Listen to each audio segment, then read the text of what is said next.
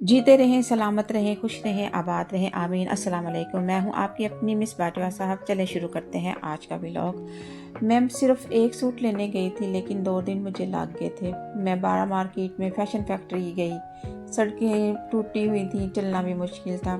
Sister का suit तो मुझे मिल गया था लेकिन भांजी का कुछ भी पसंद ना आया। एक मार्केट से दूसरी मार्केट, इतनी गर्मी थी, इतना रश था और साथ व्लॉग बनाना, सच में आउटडोर व्लॉग बनाना आसान नहीं होता। आखिरकार मैं थक गई और मैंने सोचा कि मैं कुछ जो है वो कुछ चीज़ खा लेती हूँ। गर्मी बहुत ज़्यादा थी, रश बहुत ज़्यादा था, तो मैंने आइसक्रीम खाने का सोचा। जी मैं आ गई एक आइसक्रीम पार्लर पे। वहाँ से मैंने आइसक्रीम ऑर्डर की, फिर मैं घर आ गई। अगले दिन फिर मेरी जर्नी स्टार्ट होती है। मैं यूनिवर्सिटी रोड लाइमलाइट पे गई।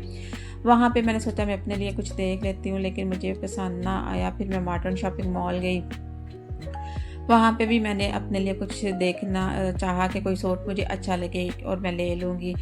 बहरहाल मैं इधर से उधर एक मॉल से दूसरे मॉल जाती रही, कुछ भी पसंद आया। फिर एटलीस्ट मैं अपनी भांजी का सूट जो था वो देखने के लिए चली गई मॉडर्न शॉपिंग मॉल में। आखिरकार भांजी का सूट मुझे पसंद आ गया था अल्हम्दुलिल्लाह। ईद की वजह से ना बहुत ज़्यादा रश है, सड़कें भी टूटी फूटी, सब बदल गया था। काफ़ी अर्सा के बाद मैं बाज़ार गई थी, कुछ समझ नहीं आ रही थी।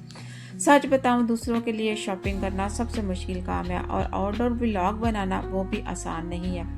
अगर आपको भी शॉपिंग करना मुश्किल लगती है तो कमेंट करें। वीडियो पसंद आए तो लाइक कीजिएगा और सब्सक्राइब कीजिएगा। शुक्रिया।